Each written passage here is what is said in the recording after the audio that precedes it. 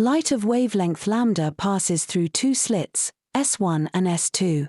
Bright green fringes appear on the screen, with a central bright fringe at the middle.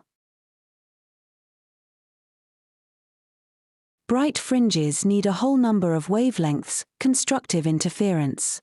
Dark fringes need an odd number of half wavelengths, half lambda, 3/2 lambda, and so on, destructive interference.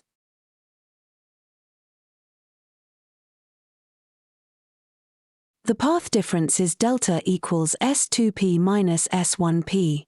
The first dark fringe nearest the center has delta equals half lambda, not 1 full lambda. Counting from the center, n equals 1 gives half lambda, n equals 2 gives 3/2 lambda. So delta equals n minus a half, times lambda. N must be 1, 2, 3, and so on, never 0. 0 would be the central bright fringe, not a dark fringe. Option B is wrong. Delta equals n lambda is the condition for a bright fringe, not a dark one. Option A is wrong. N lambda over 2 gives half lambda, then 3/2. It alternates dark and bright, so it is not dark for every positive n. Option D is wrong. It is off by 1 fringe. For n equals 1 it gives 3/2 lambda, which is the second dark fringe, not the first. Option C is correct.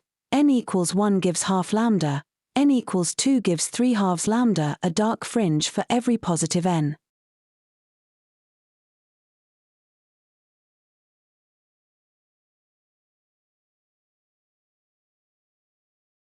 Now the geometry.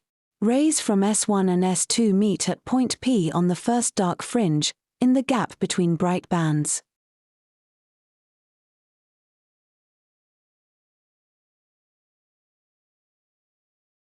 The extra path length is half a wavelength.